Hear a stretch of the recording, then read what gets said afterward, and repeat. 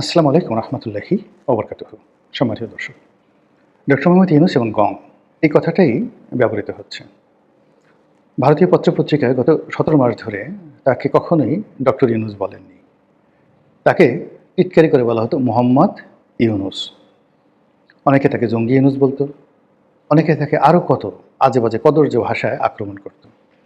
আমাদের দেশের মানুষ, বেশিরভাগ মানুষই তাকে সম্মান করেছেন শেষ পর্যন্ত, এবং তাকে সবাই ডক্টর ইউনূস বা ইউনূস সাহেব এই কথা বলে বা ইউনূস স্যার এই কথা বলে তাকে সম্বোধন করার চেষ্টা করেছে। তিনি যেভাবে তারেক রহমান সাহেবের সঙ্গে সমঝোতা করেছিলেন, কথা দিয়েছিলেন যে তিনি ফেব্রুয়ারি মাসে নির্বাচন দিবেন, সেভাবে তিনি নির্বাচন দিয়েছেন। তারপর ক্ষমতা হস্তান্তর নিয়ে আলী রিয়াজের কথার পর যে ধরনের, যাকে বলা হয়, সন্দেহ সৃষ্টি হয়েছিল, অবিশ্বাস সৃষ্টি হয়েছিল, সেটাও শেষ পর্যন্ত টিকেনি। তিনি সেই ক্ষমতা হস্তান্তর করেছেন। তো তার যারা আপনজন তারা বলার চেষ্টা করছেন যে দেখো দেখো দেখো, রাজনীতিবিদরা তো কথা দিয়ে কথা রাখে না। তারা একবার ক্ষমতায় বসলে সেই ক্ষমতা থেকে, ক্ষমতার চেয়ার থেকে সরতে চায় না। আমাদের ইউনূস স্যার কত ভালো মানুষ। তিনি যেভাবে কথা বলেছেন ঠিক সেইভাবে ফেব্রুয়ারি মাসে নির্বাচন দিয়েছেন, একদিন এদিক ওদিক হয়নি। আবার নির্বাচনের পরে যত দ্রুত সম্ভব তিনি ক্ষমতা হস্তান্তর করে তার আপন পেশায় চলে গিয়েছেন। এবং তিনি যে তার আপন পেশায় চলে যাবেন এই কথা তিনি ক্ষমতায় থাকতে একাধিকবার বলেছেন। নুরুল কবিরের সঙ্গে সাক্ষাৎকারে বা সেই মাহফুজ আনাম সাহেবের সঙ্গে যে সাক্ষাৎকার, সেখানে তিনি একই কথা বলেছেন। বিদেশি পত্রপত্রিকার সঙ্গে একই কথা বলেছেন যে আমি রাজনীতির মানুষ না, ক্ষমতার মানুষ না, পথ চলতে চলতে এসে গেছি, এতটা চিন্তা ভাবনা করিনি। তারা আমাকে বলল, আমিও চলে আসলাম, দেখি না কিছু একটা করা যায় কিনা, হলে ভালো, না হলে কি আর করার আছে, আসছি, চলে যাব। তিনি ঠিক যেভাবে কথা বলেছেন তার পরিণতিটি আসলে ঠিক সেভাবে তিনি ঘটিয়েছেন। এখন আমরা কি তার প্রতি কৃতজ্ঞ থাকব যে জুলাই আগস্ট বিপ্লবের পরে যদি না আসতেন ডক্টর মোহাম্মদ ইউনূস, তাহলে বাংলাদেশে একটি দুর্ভিক্ষ হতো, বাংলাদেশে একটি জনযুদ্ধ হতো, এবং বাংলাদেশ নামক রাষ্ট্রের স্বাধীনতা, সার্বভৌমত্ব চলে যেত এবং একটি সিভিল ওয়ারের কবলে পড়ে দেশ তছনছ হয়ে যেত। কথা কি ঠিক তাই? এটা ডক্টর ইউনূসের যারা ভক্ত তারা বলেন, কিন্তু তার প্রতিপক্ষ যারা ইদানিং তারা সবাই বলার চেষ্টা করছেন যে ডক্টর ইউনূসের জায়গায় যদি রাম, শাম, যদু, মধু, লেদু, গেদু, ধলা তারা যদি আসতেন, তাহলে পরিস্থিতি এর চাইতে খারাপ হতো না। এই যে কথা, বড় বড় সাংবাদিকরা টেলিভিশনে সে কথা বলছেন, খুবই জঘন্য কথা, খুবই আপত্তিকর কথা। মানে এখানে আপনি যদি ধরেন রাম, শাম, যদু, মধু যদি ধরেন, তাহলে সমাজের প্রান্তিক জনগোষ্ঠী, নাপিত, ধোপা, চণ্ডাল থেকে শুরু করে ম্যাথর, ঝাড়ুদার যারা রয়েছে, কাজের বুয়া, এই সমস্ত লোকদেরকে আমরা সাধারণত লেদু, গেদু, ধলা, রাম, শাম, যদু, মধু এই কথাগুলো দিয়ে বোঝাই।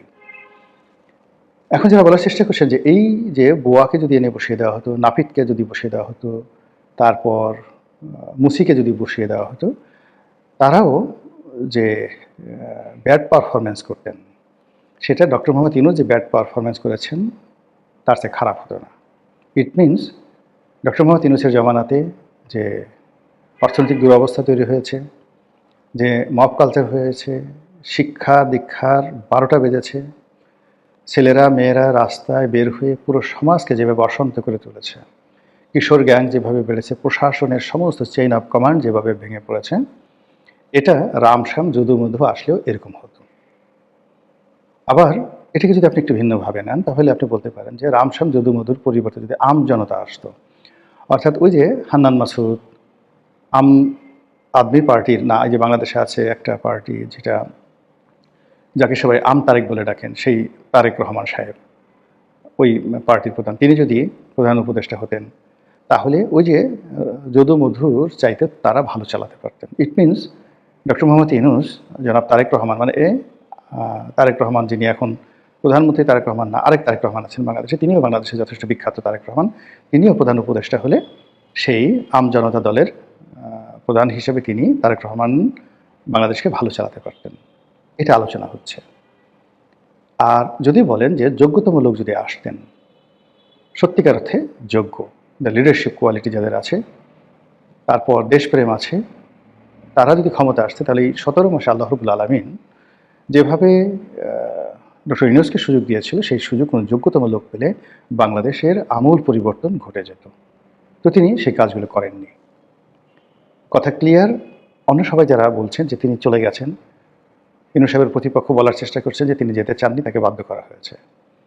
তিনি যেতেন না যদি তিনি মোটামুটি সফল হতেন। আর তিনি একটি হট সিটের উপর বসেছিলেন এবং তিনি যে সকল কাজকর্ম করে গেছেন, যে সকল কাদা মাখিয়ে গেছেন, কলঙ্ক লেপন করে গেছেন এবং তার সময়টিতে যত টাকা ছাপা হয়েছে, মুদ্রার মান যেভাবে কমেছে, আইন শৃঙ্খলার যেভাবে অবনতি হয়েছে, সেটি বর্তমান সরকারের পক্ষে সামাল দেওয়া রীতিমতো পোল সুরাত পার হওয়ার মতো ঘটনা।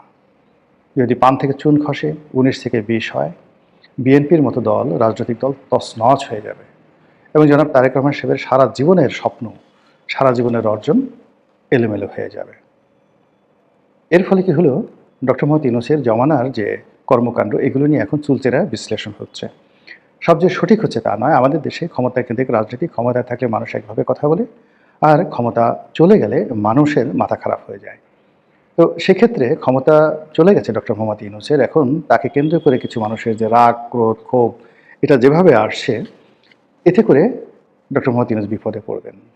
এবং আমাদের মতো কিছু লোক আমরা বলেছিলাম যে ওনার যখন ক্ষমতা চলে যাবে, ওনার গ্রামীণ ব্যাংক ভবন সমস্যায় পড়বে, ওনার ব্যবসা বাণিজ্যের সমস্যায় পড়বে, উনি নিজে সমস্যায় পড়বেন, ওনার আত্মীয় স্বজন থেকে শুরু করে ওনার যে পৈতৃক বাড়ি, ভিটা বাড়ি, সব কিছুর সমস্যায় পড়বে। এবং এখন আলামত দেখে সেরকমই মনে হচ্ছে। তিনি যদি এই সময় হঠাৎ করে রাষ্ট্রপতি হয়ে যান, এবং এখন শাহাবুদ্দিন চুপ্পুর মতো রাষ্ট্রপতি নয়, আপার হাউজ হবে, এবং যেভাবে তিনি সেই যাকে বলা হয় জুলাই সনদে সব কিছু লিখে রেখেছেন, যেভাবে তিনি সংস্কার কমিটি করেছেন, ঠিক সেইভাবে যদি সব কিছু পরিবর্তন হয়, তাহলে হয়তো রাষ্ট্রপতি পদে থাকলে লোকজন বা সরকার কেউ তার বিরুদ্ধে যেতে সাহস পাবে না।